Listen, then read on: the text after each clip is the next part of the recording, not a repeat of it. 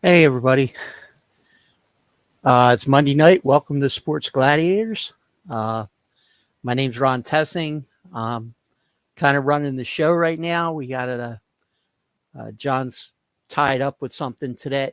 He got called into work due to the uh, water emergency that's going on.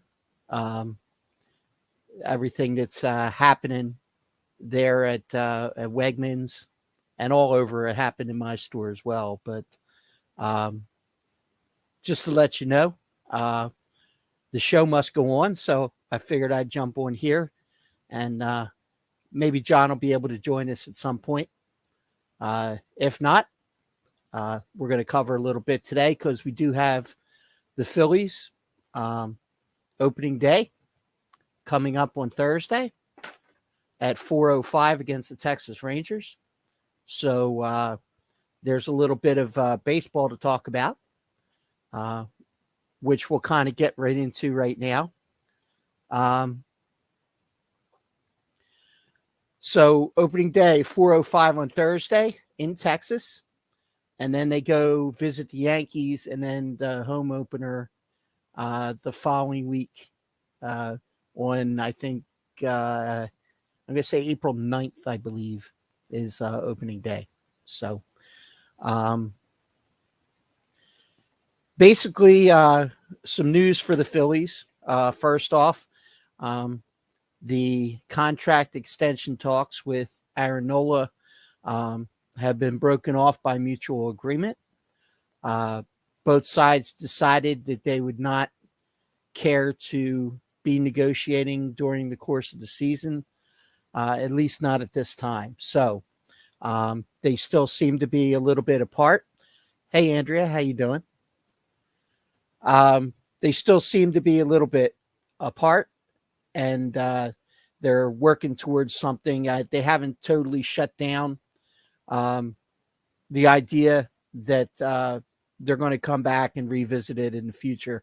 So the door's not closed by any stretch of the imagination. How you doing, Curtis? Doing okay. Thanks, Andrea. Hey, so yeah, it really doesn't look like a major issue. It's just they don't want to be distracted with the start of the season, so they decided to just come back and revisit. Um, so they finalized the roster that you're going to see on Thursday, and they pretty much made the final cuts this week. Cody Clemens and Michael Plasmeyer, the pitcher, um, Ortiz, the pitcher, and Eric Velman were the last cuts going down to AAA Lehigh Valley. They do all three of those do remain on the 40-man roster. Scott Kingery, who a lot of people thought was going to possibly make the team as a non-roster invitee, did get reassigned to the minors. That's not necessarily the end of the road, but it was like a 50-50 shot that he was going to actually end up on the opening day roster with the big club. So what that does mean is that the last two spots were filled by my guy, Jake Cave, who I've been politicking for a while now in the outfield, and also Dalton Guthrie. Both of them were really hitting, really not being a liability in the field. So they, with Bryce being out, it's not going to hurt to have a couple outfielders who can actually hit the ball available, especially that gives you the flexibility to take Castellanos or Schwarber and put him in the DH spot with the loss of Reese Hoskins, which was the torn ACL, which may effectively end his Phillies career, unfortunately. This was the final year of his contract, and it doesn't bode well for him going forward as far as his future with the Phils. I don't know what's going to happen with going forward as far as if he may hang around or if he may declare to be a free agent, which he's entitled to do. And he can pretty much sign anywhere. So there may be another team that may or may not take a chance on him. He did come back a little bit better than he was when he left the first time. So he's obviously worked on his game. So there's a real good possibility that he could latch on somewhere if it's not with the Phillies. So pretty much the roster as it sits right now, position-wise, I mean, you've got the two catchers. You got JT Realmuto and Garrett Stubbs. In the infield, you have Derek Hall, who is going to pretty much inherit the first base position from Rhys Hoskins. He can hit with some real power. I mean, he had a decent spring, but it remains to be seen if he can do it over the course of an entire season. So this is going to be his opportunity to shine. So we'll see what happens with him at first. Bryson Stott, Trey Turner, Alec Boehm. You've got Eduardo Sosa and Josh Harrison as your backup infielders. In the outfield, you got Schwarber, Marsh, and Castellanos as your starters, and then you have Jake Cave and Guthrie as your backups. So that's pretty much. Now, Jake Cave was the guy that I was really hoping made the team, so I'm kind of glad that worked out. He hit about 440 in the spring.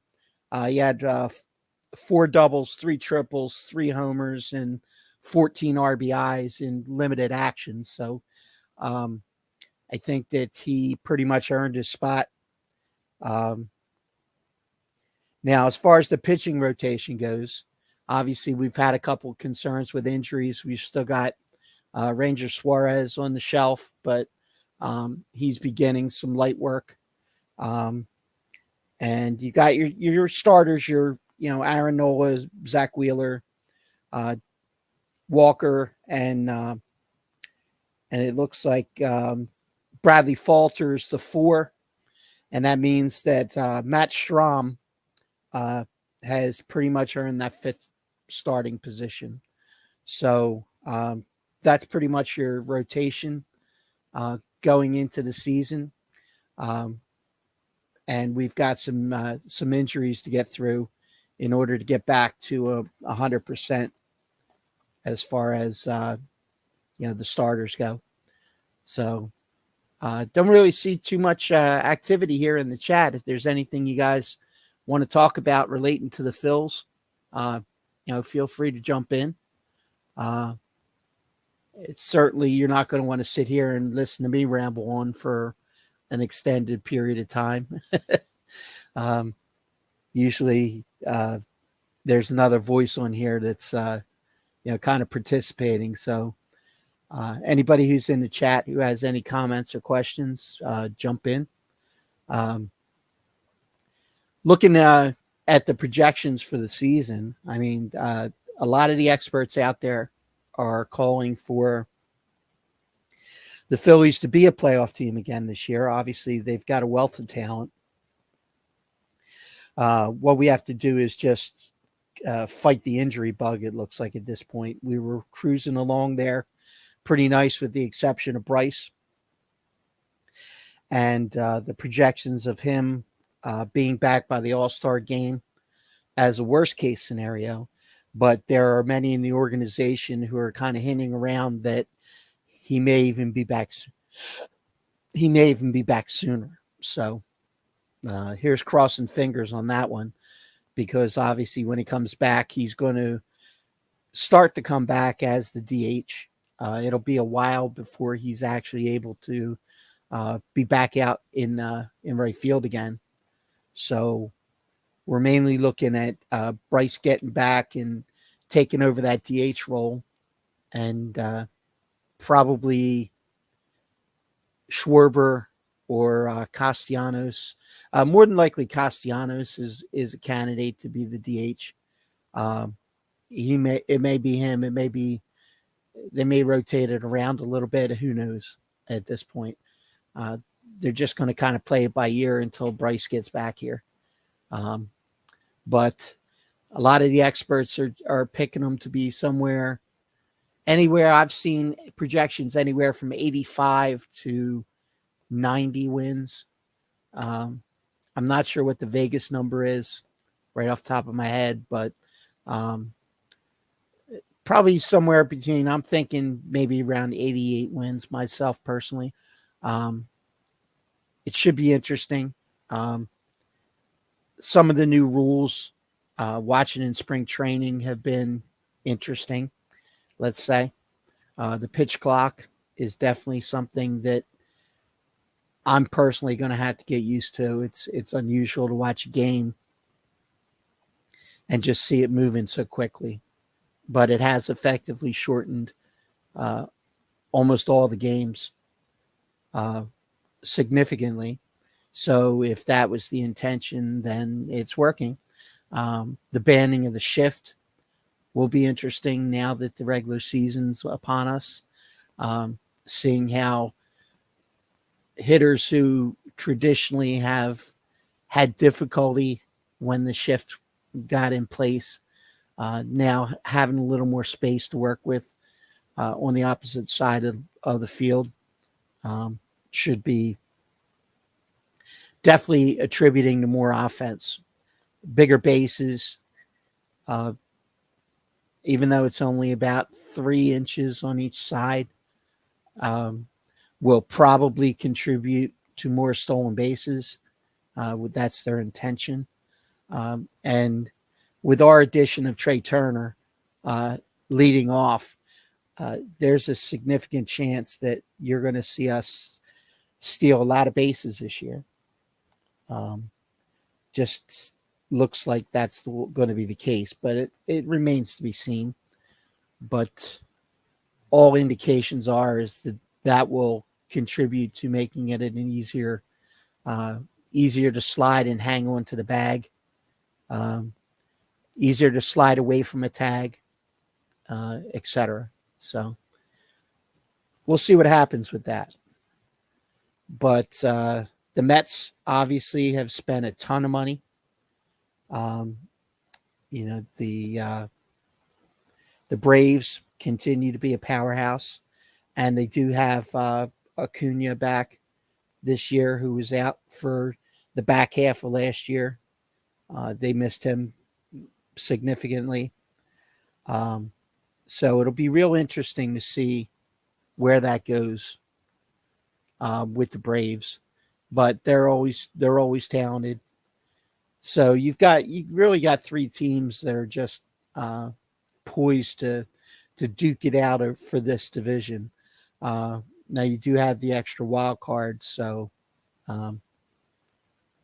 it's not outside the realm of possibility that all 3 teams could make the playoffs.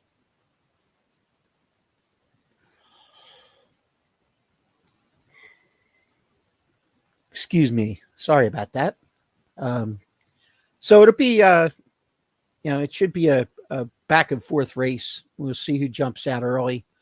I think whoever has the least amount of injuries is probably going to be in a better position to kind of take charge of this division early. And whoever stays healthy, obviously, is going to benefit them further on down the road. So, not a lot of action in the chat tonight, unfortunately. I am not in the main studio, so I do not have access to some of the other chats that John does. So if you're on YouTube or if you're on Twitch and you're making comments, I apologize. I'm not seeing them.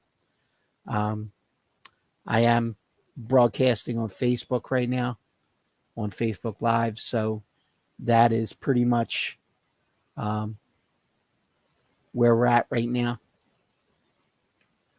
And again, John was not happy that he wasn't able to join.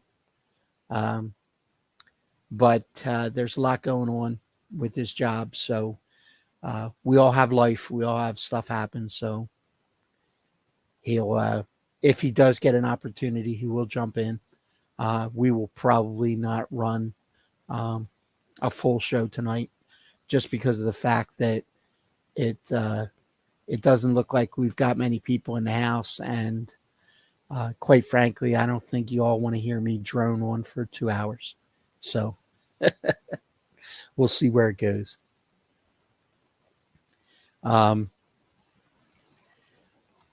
So since nobody really has anything to say about baseball, there was a little bit of football news this week.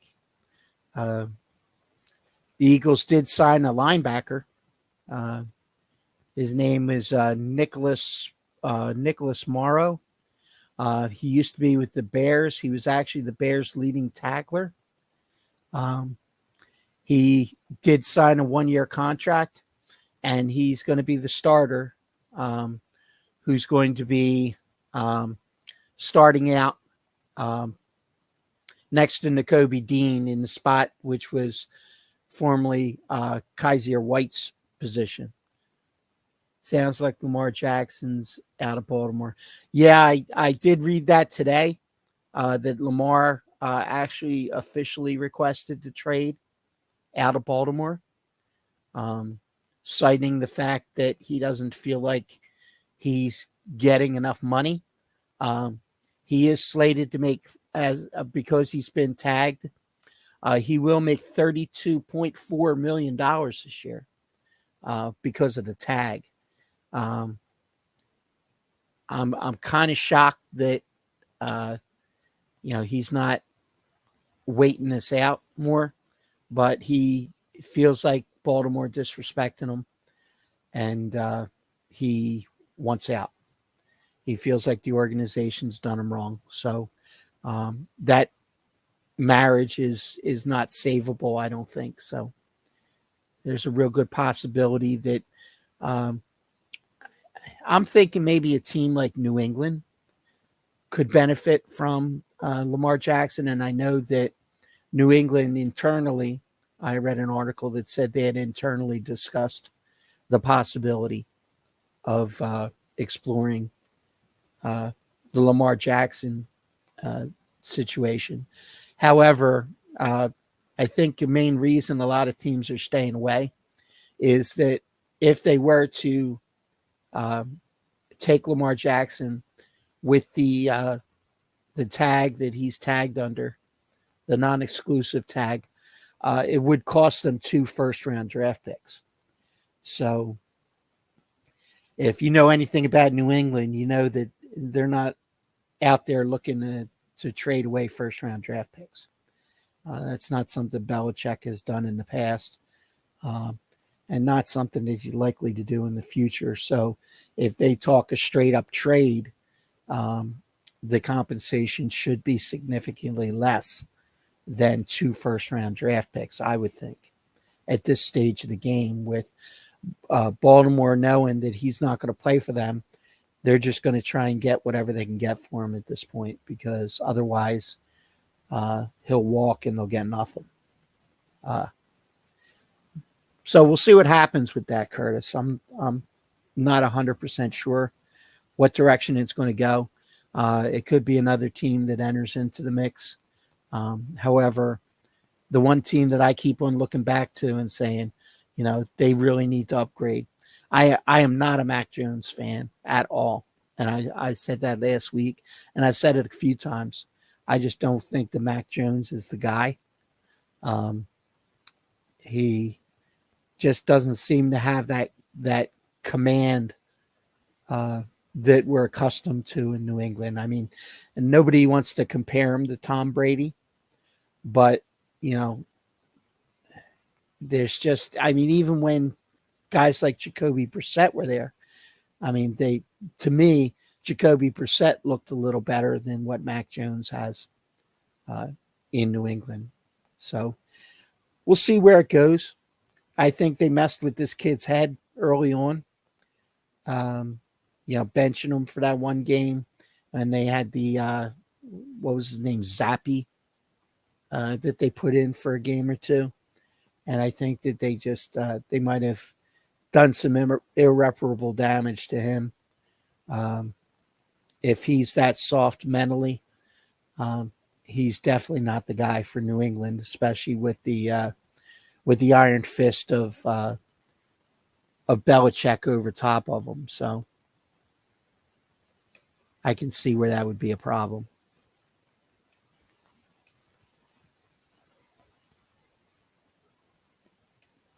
So, we got another starting linebacker. So it looks like all the starting positions have been addressed. We got a little bit of depth in the secondary. Lane Johnson did sign that $33.4 million extension through 2026. $30 million of it is guaranteed. So he is pretty much under contract for another 3 years, which allowed them to save a significant amount of money this year under the cap, about 14, I think it was 14.6 million that it freed up, if I recall, by him renegotiating, and then Slay renegotiating. Freed up the money to make some of these signings, like Terrell Edmonds, the safety who got 1 year and $2 million, and then another $650 in incentives, $650,000.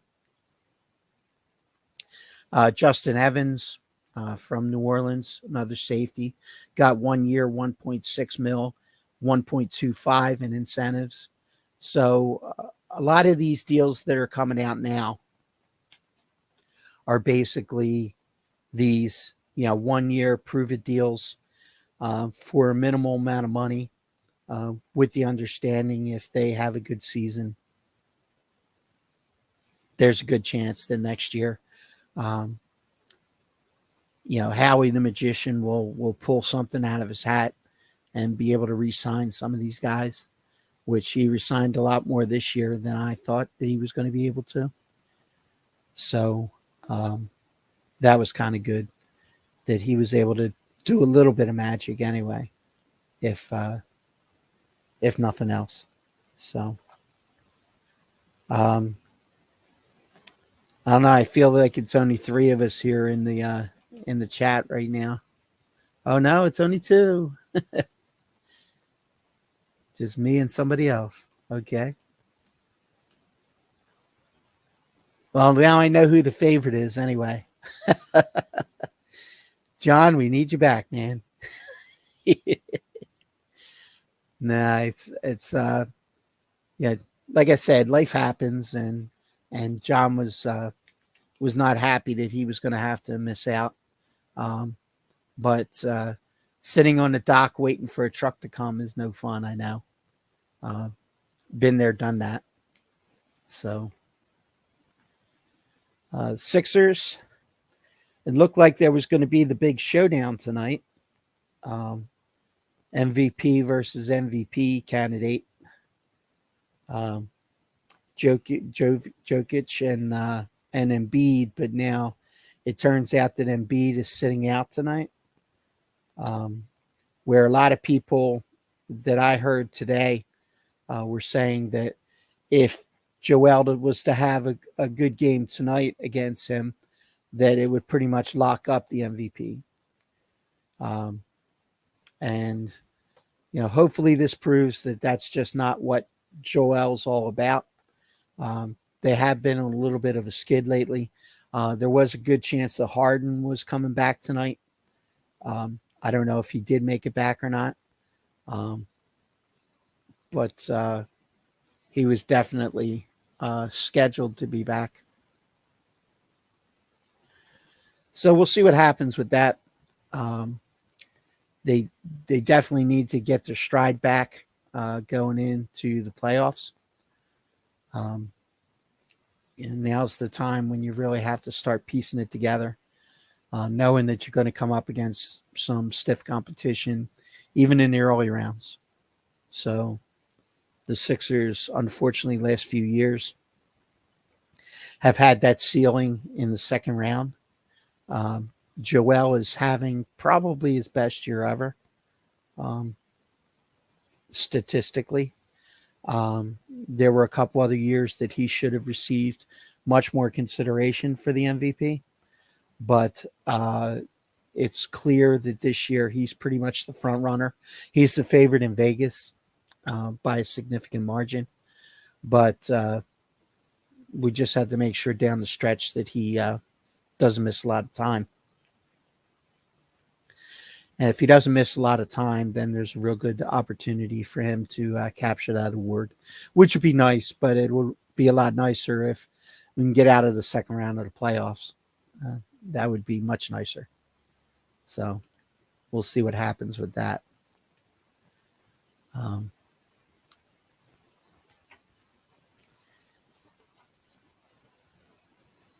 So if anybody else is in the chat and has anything they want to talk about, feel free to jump in. I know I'm begging for help here, guys. No, I'm only kidding. It's just kind of a slow week in sports, really. I mean, the anticipation of opening day, obviously, is huge. Those of you who may view the show after the fact,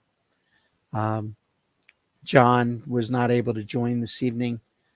He got called into an emergency at work related to the whole bottled water situation. Hey, Gary.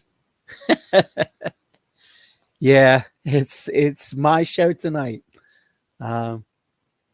Quite by coincidence. So if John gets an opportunity, he's going to jump in. But he was definitely in a situation where he was needed by his work. So he had to jump in and help out. So as far as the NCAA tournament, this has been another crazy year. We've got quite an interesting Final Four going on. So it'll be real interesting to see who comes out on top at the end. I know that our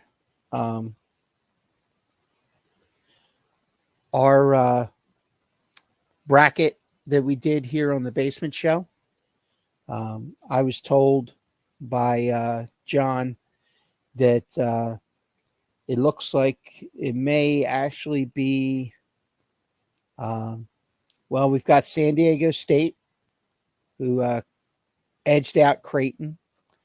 You had the Miami Hurricanes. Yeah. Let me do it. Wait, just for John, I had to do the U. I did go to school at the University of Miami, so I'm real happy to see them. I did pick against them against Houston, but they scored a big win against Houston. And then they beat Texas to get to the Final Four.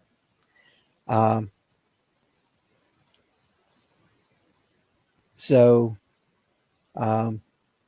San Diego State, UConn, FAU, and Miami are the four teams that are left. So Miami will play UConn, and Florida Atlantic will play San Diego State. And both of those games are on Saturday. The Florida Atlantic and San Diego State game is at 6, and then a little short of 9 will be Miami and UConn. So it'll be real interesting to see who comes out on top there. I mean, looking at those four teams right now, you got a couple, I guess you'd have to say FAU is the Cinderella team out of the group. Or, I mean, San Diego State. I mean, they really came out of nowhere. I mean, I don't think anybody that I know had mentioned them to me as a team that they thought that was going to, you know, go deep in the tournament. So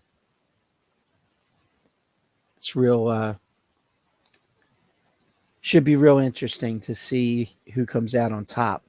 I don't have the standings of our bracket here, but I was told by John that Mr. Jack looked like he was in line to take it all. So it'll be once I get a look at the actual standings, I'd like to see. I think that he said that Jack had on one of his brackets picked Miami to actually win it all, which good job. We'll see what happens on that. So, wow.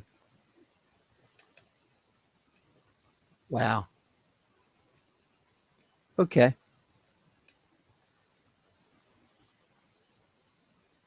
We're down to just me and you, whoever it is in here with us. There's two of us. So, if you're in the chat and you have anything you want to discuss, feel free to throw it out there. Otherwise, we may make this a really abbreviated show tonight, and just chalk it up to situation that is out of our control. But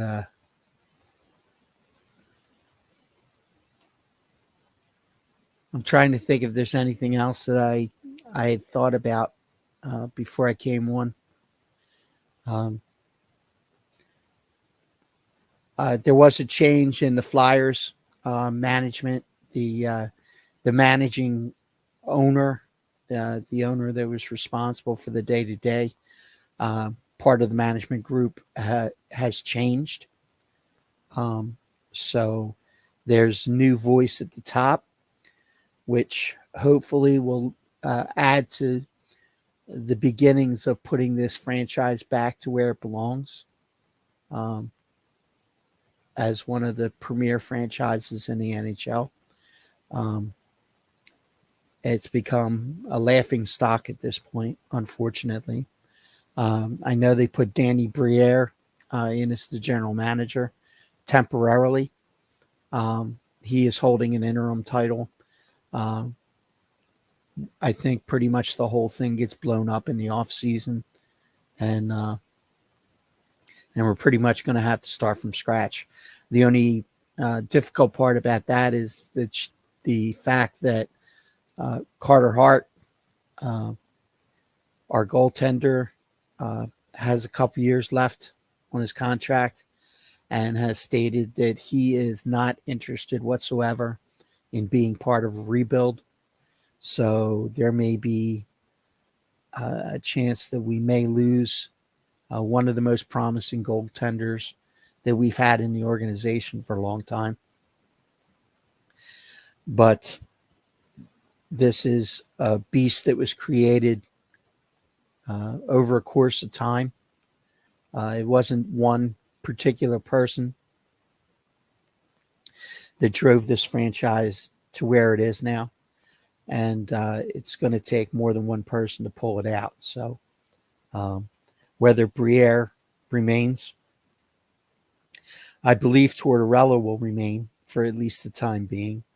I think he'll be given every opportunity to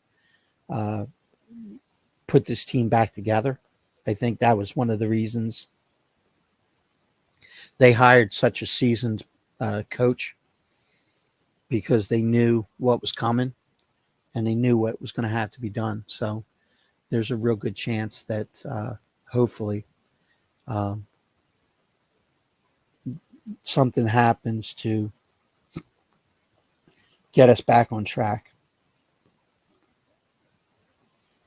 So,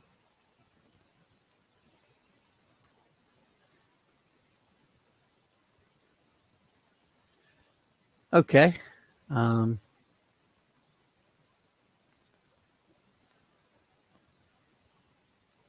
Unfortunately, this it's going to be very difficult to maintain this for 2 hours or an hour and a half even. Um, so, with that said, uh, I think we're going to call this a short version of the show tonight. Um, Hopefully, you'll be back with us next week. We will be back to normal next week. Um, we do have entertainment night tomorrow night.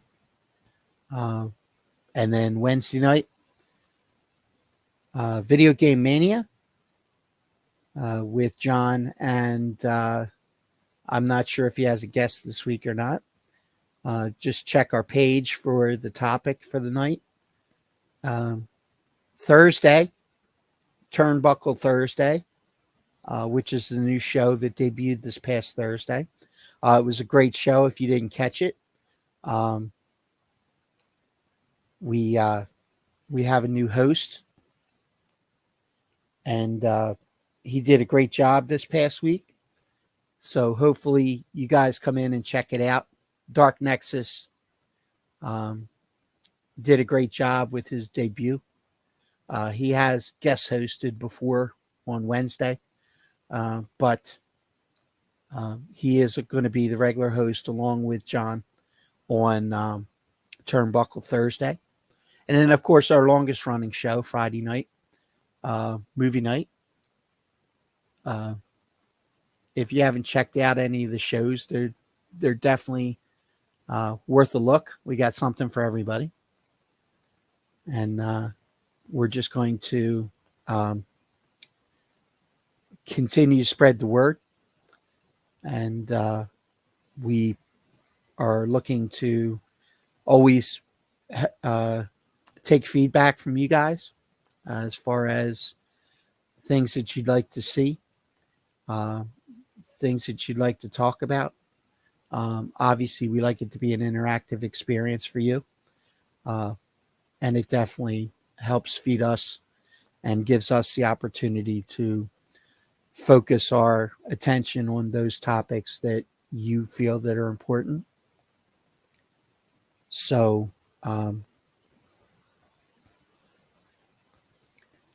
with that being said, I'm going to go ahead and wrap it up. Again, apologies for the shortened show tonight. John will be back next week. He does apologize for not being able to be on because of his work situation. So, but I did ask him if I could jump on and just kind of go over the with opening day being on Thursday. I wanted to kind of just touch base on that, on the Phillies and what was going on with them, based on the fact that the next time we talk, we'll actually have a weekend's worth of games to talk about for the Phils. Plus, hopefully, a big Sixers win tonight would be nice. I didn't check a score. Matter of fact, I could check a score right now just to see how they're doing. They've had a little bit of a rough patch these last few games. So, let's see. Oh, they don't start till 9:30. Okay.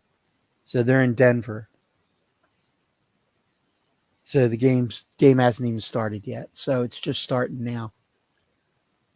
So we'll see what happens with that Sixers Denver game tonight. All right. So those two of you that are in the chat, have a great night. We will catch you sometime this week, hopefully. If you check out one of the other shows again, Entertainment Night tomorrow night with Morgan and John. Wednesday night, Video Game Mania, Thursday, Turnbuckle Thursday, with wrestling content, which is John and Dark Nexus, our new host here on the Basement Show. And then Friday night movie night with John and the it could possibly be John and Andrea. It could be John and somebody else. You never know. But it is our longest running show. Always a good time. So I appreciate you guys stopping in the chat tonight. And we will talk to you soon. Have a great night and catch you later.